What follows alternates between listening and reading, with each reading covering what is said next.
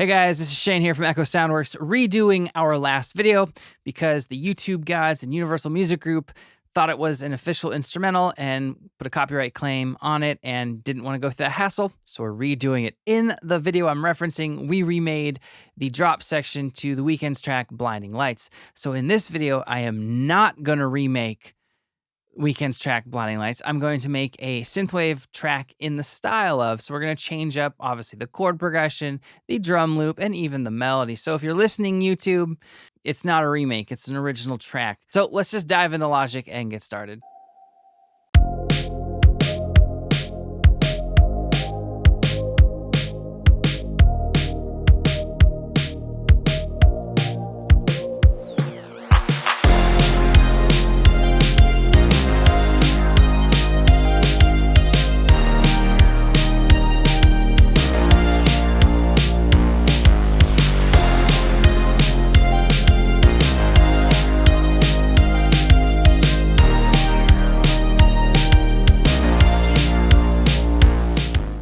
All right, so the first thing I'm going to do is get a drum sequence going. Now, I am going to change up the sequence from Blinding Lights because, again, I don't want to piss off and anger the YouTube and Universal Music Group gods. So we're going to do that right now. Now, if you're just getting started with Synthwave, you're going to want to get some samples that are from drum machines from the 80s. It's super important to get the sound that you're most likely after. And yeah, if you guys don't have any of those, I will link you through to our site. We put together a pack of some Lindrum, TR-707, 505, and Emu Jumulator samples for kicks and snares, so you can have that sound if you're just getting started with Synthwave. So I just penciled in a pattern with our drum kit, and yeah, sounds like this. All right, and then for the next part of the track, we're going to introduce more of like that synth drop or that breakdown. I changed up the drum pattern a little bit. It's a little bit quicker and has a little bit more bounce to it.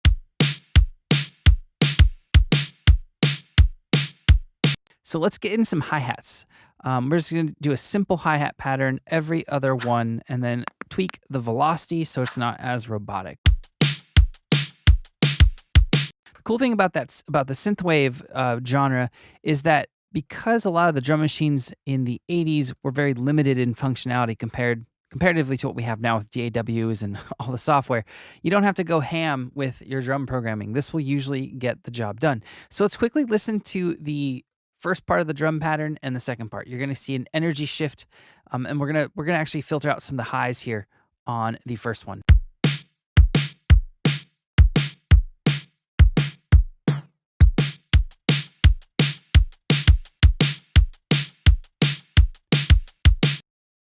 Now, the progression in the song that shall go nameless, it goes like this.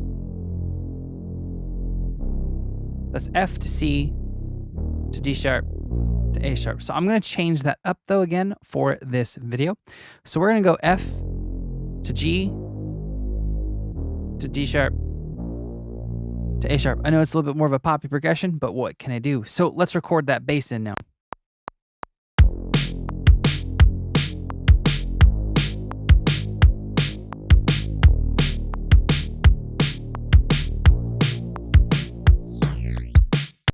All right, so let's sculpt that bass a little bit. Let's remove some of the highs and some of the bass. Some of the lows in the bass, rather.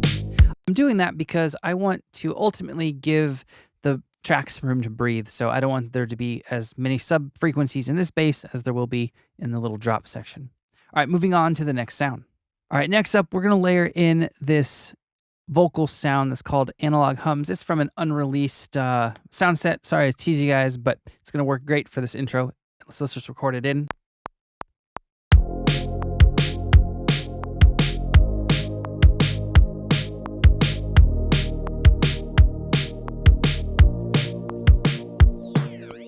So now I want to add in kind of a chill lead that is going to foreshadow the lead in the instrumental drop section. So this is our scale that we're going to be using basically for our leads.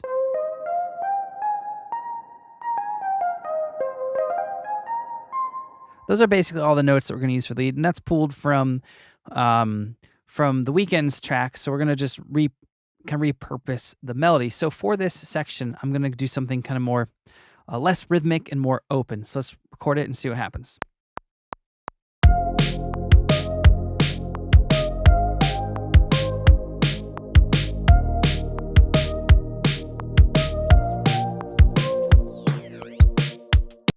All right, so I think that will work quite well. Let's go and add some third-party processing now. All right, so with some EQ, cutting out a lot of the frequencies, some Valhalla vintage verb, color 1980s, of course, this is what we have.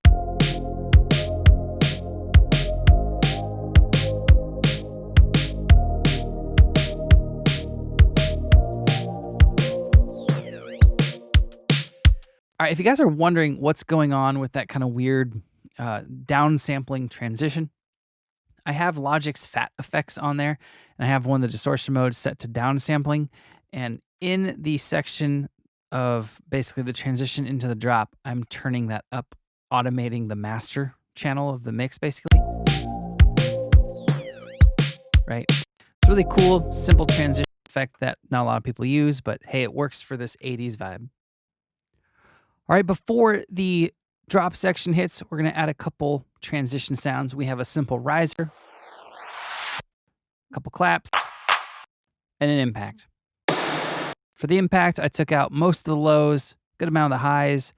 It has a lot less frequency than actually is in the sample, but it fits with this genre and this vibe. So here's what we have leading into our little drop section.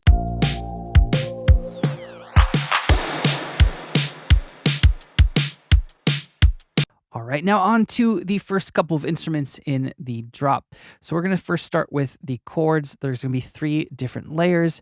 Exact same chord progression that we heard in the intro of the song, just different, different synth sounds making them. So this first one here is just a simple kind of a detuned saw patch coming from our bank unison in Serum. Sounds like this.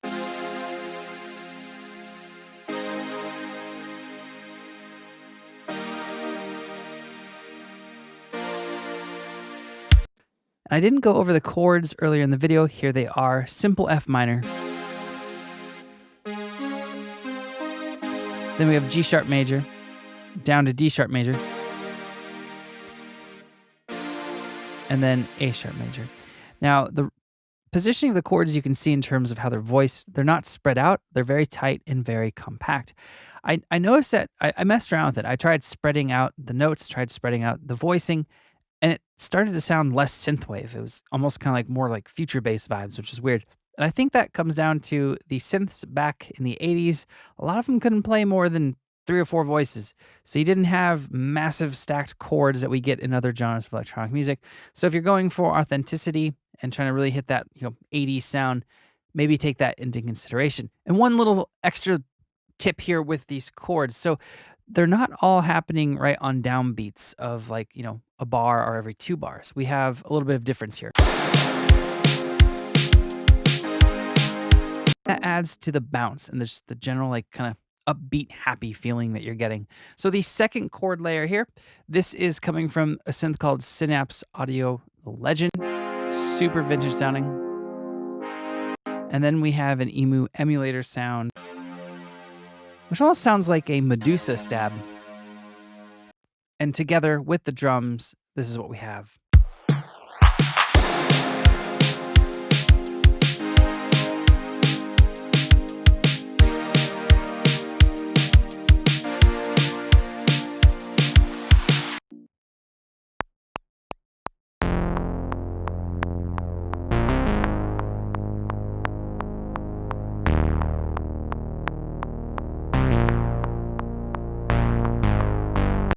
If we open up the MIDI, you'll see that little walk that I'm talking about. Here it is with the drums.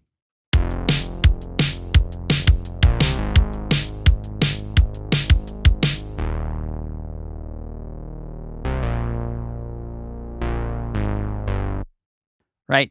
And then that walks back into the rest of the bass. So that's pretty straightforward. So we're going to copy and paste that out. And now we're going to just layer a few different basses together. So we're going to take that same MIDI, copy and paste it down to this other track. And we're going to transpose that up an octave. So it's like our detuned saw bass.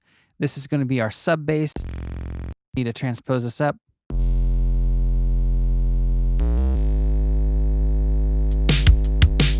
And then we're going to do one more layer, kind of like our acid style bass. And that will pair nicely with the first bass. But we want that to be fairly subtle, fairly tucked into the mix. So let's go back to that first bass and make sure we're taking out the lows.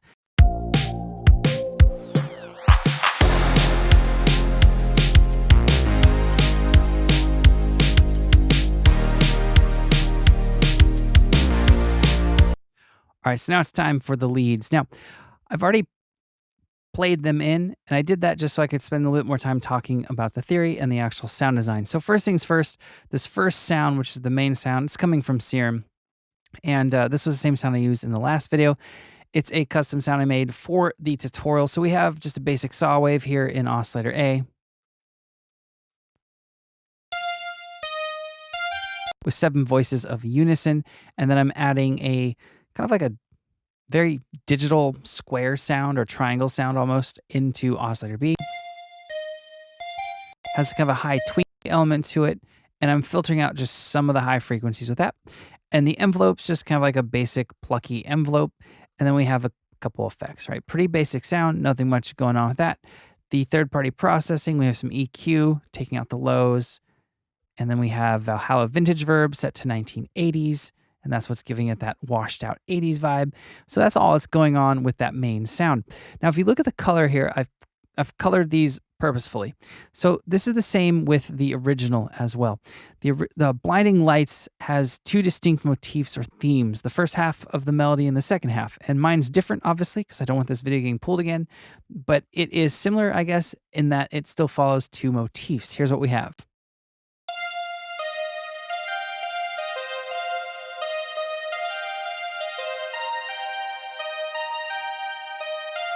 And then we have this open section right here, which allows that bass walk down to breathe. So here's what we're going to do.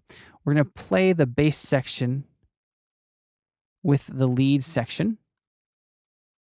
And you'll hear what I mean.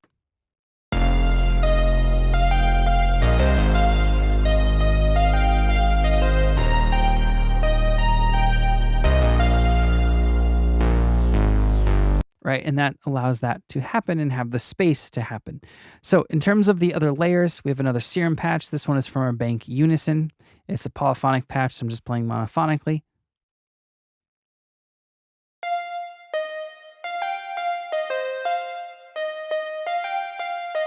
And the last one is a lead from Yuhi Diva, or polyphonic sound called Gravitone.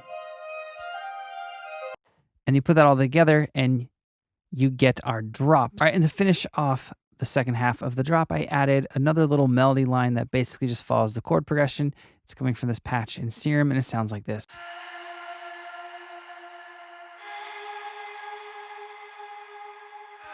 All right, so now that we have all of the leads in and all the other instruments, let's take a listen to what we made.